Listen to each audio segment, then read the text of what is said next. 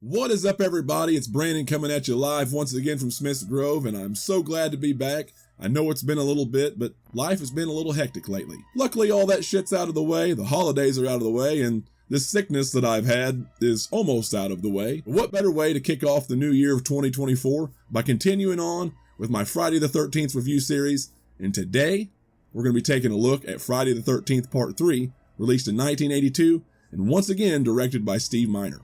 Let's do this. I can't believe this. I can't tell you anything. Every time I tell you something, everybody else knows about it. Oh, mad.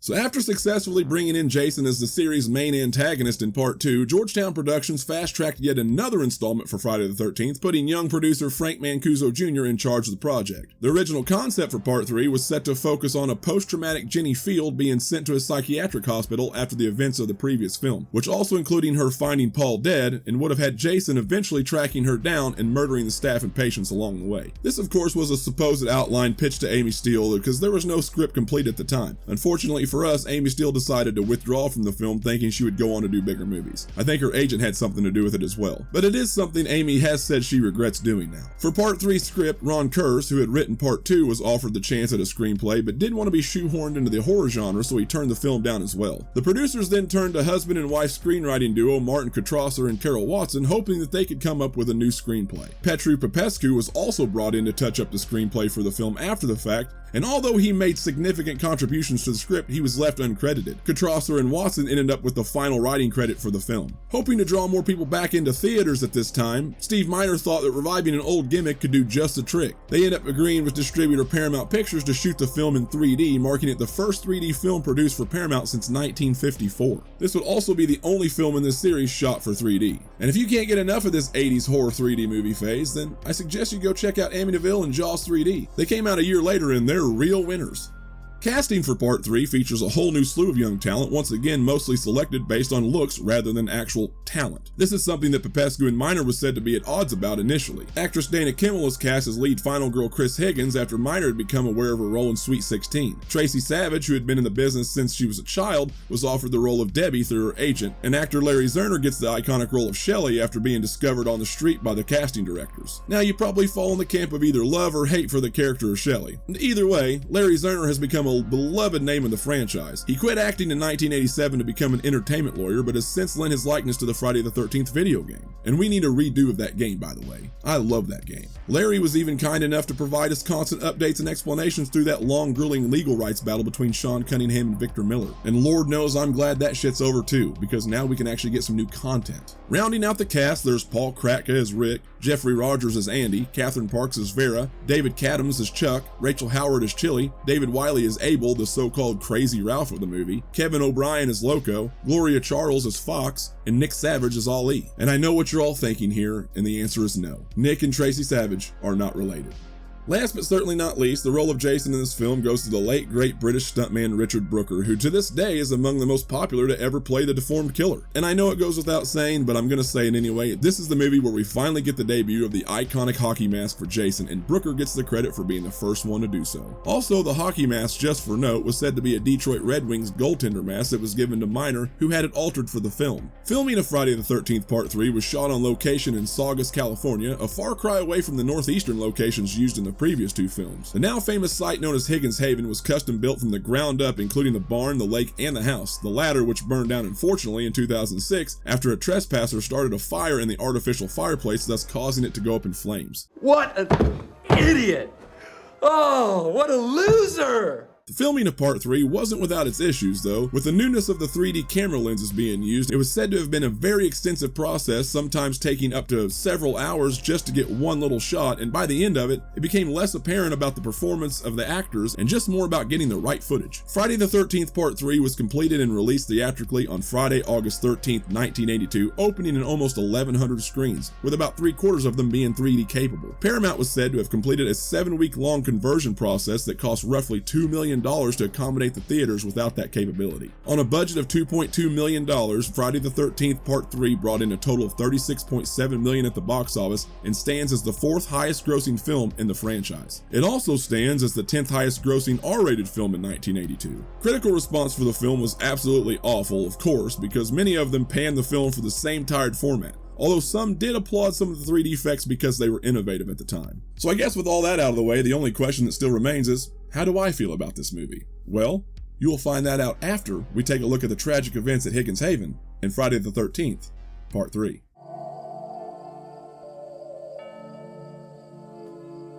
The movie begins with yet another flashback retelling the end of the last film, though this time after Paul and Jenny leave, Jason just crawls off. We didn't get the best opening yet to a Friday the 13th film with these kick-ass 3D credits and a disco-style score. Fuck yeah!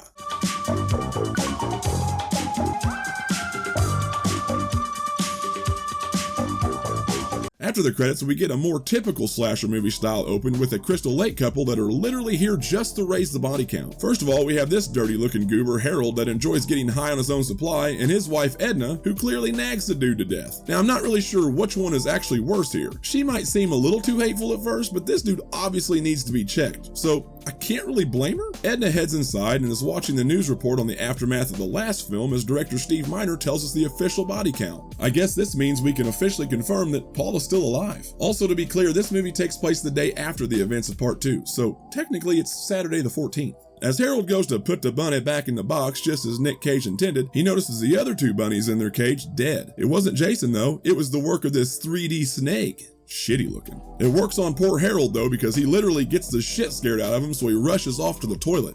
When you gotta go, you gotta go. As he's dropping his heavy load, he notices some movement behind a curtain, which of course means he has to go check it out. And he also does what every movie character ever does after taking a shit. Just pulls his pants right up. Seriously, does anyone ever wipe in movies? I mean, just imagine how gross that has to feel. Am I thinking too much into this? Anyway, Harold in his poopy pants does some investigating only to find Jason with a meat cleaver. I guess he doesn't have to worry about wiping after all. Edna hears this disturbance, and as she does some investigating on her own, she gets her own knitting needle shoved through the back of her head and through her mouth.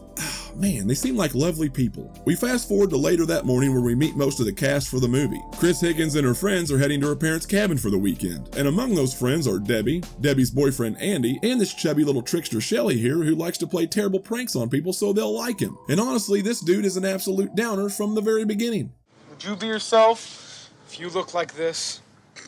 They pick up another friend, Vera, who they've set up Shelly with for the weekend, and while doing so, they realize Chris's van is being hotboxed by the two stoners of the movie, Meat Chuck and Chili, because that's exactly what this movie needed. On their way to the cabin, they spot the crime scene of Harold and Edna, with Debbie telling Chris not to let her imagination run away with her. So by now, we've established that Chris is holding in and dealing with some sort of trauma from a past experience at the lake, and that's something we'll find out about a little bit later. Further down the road, they stop for an old man named Abel just lying in the road asleep. This crazy Ralph wannabe starts spouting off some nonsense before scaring them all off with an eyeball. Would you look at that? Just look at it. They finally make it to Higgins Haven, and as the teens head down to check out that shitty makeshift lake/pond, Chris heads inside where she's surprised by this strapping lad Rick, who's by the way already making his advances.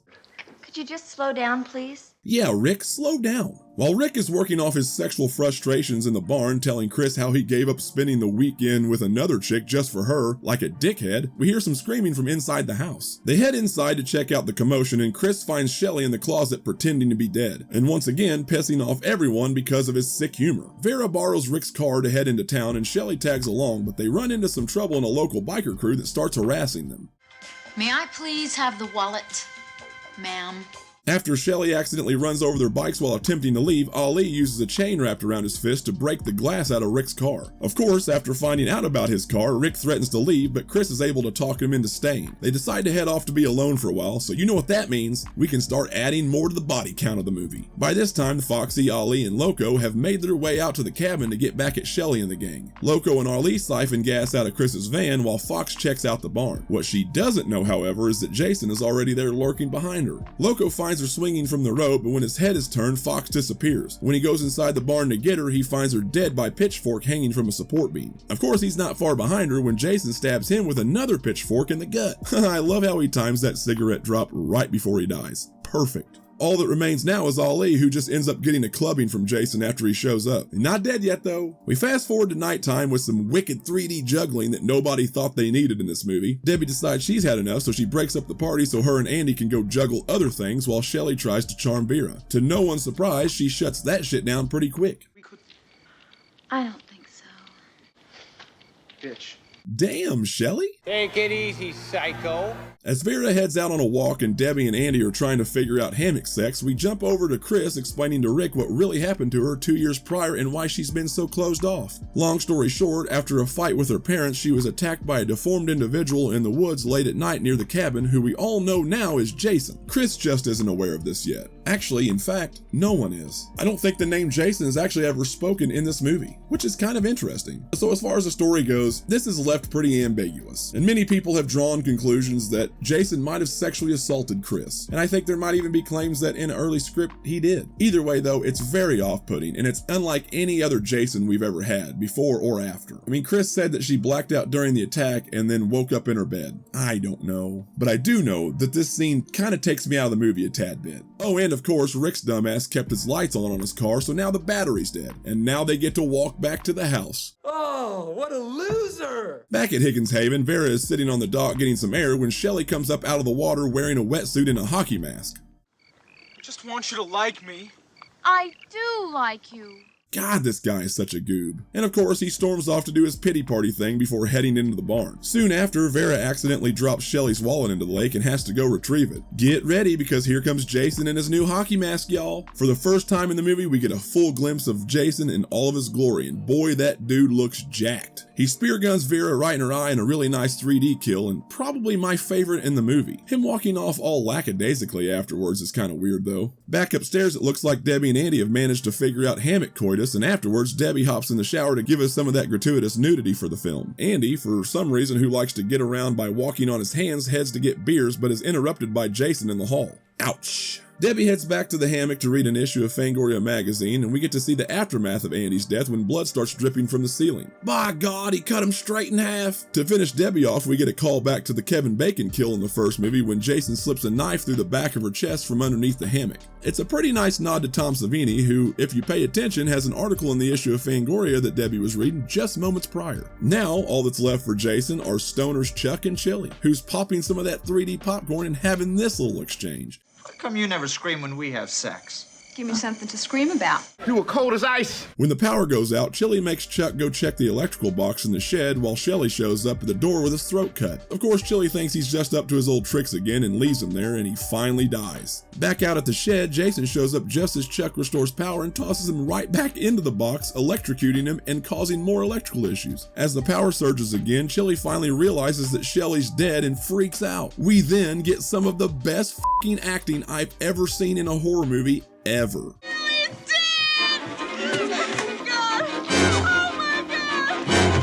Jason ends up giving a tearful-eyed Chili a hot fire poker to the abdomen, ending her sorrow for good, man. Bravo, Chili. Bravo. And like clockwork, Chris and Rick make it back to the house when Rick decides to split up Scooby-Doo style to look for the rest of the gang. This of course gets him captured almost immediately, which leads to my second favorite kill of this movie, 3D eye poppage. Of course it looks ridiculous, but I don't even care. It's fun as hell. Chris heads back upstairs to find bloody clothes in the tub, but still no bodies. We only finally get our first body reveal of the final girl circuit when she heads towards the barn and it's Loco hanging from the tree, which is interesting because she never even met the dude. She runs back inside and yells for Rick to help. You want Rick, Chris? Well, ask and you shall receive.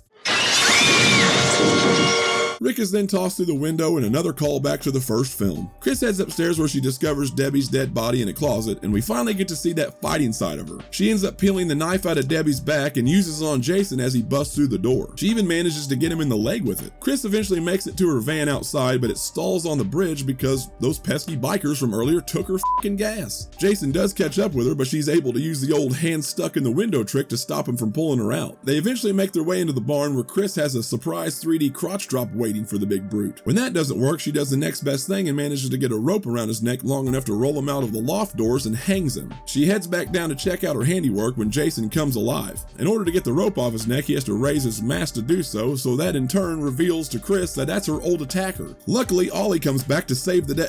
Oh, shit. Never mind. The dude gets his hand cut off and hacked to death almost immediately. This does actually manage to provide Chris enough time to grab the axe and plant Jason right in his old noggin, leaving an axe cut in his head and into the mask that would remain there for the rest of the series. After it's over, Chris heads to a canoe in a nod to Alice from the first movie and stays there until dawn. In a really long scene, she awakens to see Jason in the window and eventually busting through the door coming after her. It does turn out to be just a daymare, but we do get a chair jumper scene right after with the nasty corpse of Pamela Voorhees grabbing her and pulling her into the lake. Again, another nod to the first film. That of course was an hallucination too, and the final scene shows Chris all mentally slap happy being driven away by the police as the credits roll and that fire-ass disco theme plays us out. And that was Friday the 13th Part 3, released in 1982 and directed by Steve Miner. So where do I start? Okay, put it plainly, I like this movie. It does feel different from many of the others, but I still like it. The atmosphere of the movie really wasn't the best because due to the 3D cameras, everything had to be really well lit. So it does kind of take away a lot of the scare factor for the movie. That said though, it's still one of my favorite locations in the entire franchise, just because the barn in the house is so cool. So I'm just going to go ahead and get right into my pros and my cons. For the pros, firstly, I do really appreciate some of the humor and the dialogue that was put into this movie. I mean, it really wasn't the best, but overall it was fun. I really like Chris here, and honestly, I think she's one of the most underrated final girls in the franchise. Dana Kimmel really did a fantastic job more often than not. Despite the weird revelation about her trauma, I thought she did a really good job at selling that and then overcoming that in the end to fight back. The rest of the cast too were fairly iconic, whether you love them or hate them. And I know I mentioned that Shelley was in the video game earlier, but I forgot to mention that Fox was actually in there too. They ended up putting her in the game to honor actress Gloria Charles, who sadly passed away in 2016. And I also really like some of the kills in this movie, and I already mentioned my top two. I'd say the third would probably have to go to Andy. Absolutely brutal, but of course, it was heavily edited by the MPAA. It wouldn't be a Friday movie if that shit didn't happen though, am I right? Last of the pros goes to Richard Brooker as Jason. I thought the dude killed it, and I thought he looked menacing as hell. All but that one scene where he kind of waddles up the dock. Also RIP to Richard Brooker, who sadly passed away in 2013. For my cons, number one, absolutely has to go to acting. While I do overall enjoy the humor that was placed in this movie, unfortunately, the acting was just atrocious. And honestly, I don't even blame most of them. With the 3D camera shots taking hours and take after take, no one, including the actors, were worried about that sort of thing. Another con for this movie is something that I've already mentioned. I don't mind Chris getting that character development and that backstory, but that scene went on way too long and it took me out of the movie. And that ambiguous nature of the attack, just too much for me. Like I said, it's just not anything like Jason was or is after. It's just so out of place. And lastly for cons, it's the originality. Now I'm not talking like from a generic slasher standpoint, if that makes sense. What I mean by that is just the constant nods to the first film. Now don't get me wrong, I don't mind nods, but instead of one or two, you basically just ripped off a bunch of different scenes from the first movie, which by the way, only happened 2 years prior. Not been that long. And I'm looking at the ending more than anything here. It's just not the best. And also that so-called lake just looks like a swampy river or pond. It looks like shit, man. You're not fooling anybody. You're not fooling anybody with that. So as far as score goes, I'm giving Friday the 13th Part 3 a 3.5 out of 5. It's still a pretty solid score, still a pretty solid movie. I think it's just one of those weird things where like I can enjoy the film for feeling so different, for being so different. And of course I love it for introducing the hockey mask, but even for how different it is in its style and its humor, it falls so short with everything else. And it just makes it a really middle of the road kind of movie. Maybe a little upper middle tier, but still very much in the middle. One movie that I will not be middle of the road on will be the next one we talk about in this franchise. Highly regarded as one of the best in the series, and for some even at the top, we're going to be looking at Friday the 13th Part 4, the final chapter. And we're going to see why it's hailed as such. But until then, guys, I want to thank you so much. I want to thank you for being patient with me on my downtime. Hopefully you can forgive me for my voice. It might seem a little off because I have been sick. I appreciate everything, man. We're a little over 800 subs now. We're on the road to 1,000, and hopefully we can hit 1,000 subs here pretty soon. That would be so awesome, man. So if you're not subbed, please consider subbing to the channel if you like this video. Hit the like button as well. I would really appreciate it. It really helps me out. We are back in full swing of things, man. I'm going to be getting straight to work on a bunch of different things, including Friday the 13th Part 4. I'm really excited to be back. I'm excited to do all this. So thank you so much. Thank you for your support. And I also want to wish everybody a very happy new year. And as always, thank you so much for watching, and stay sane.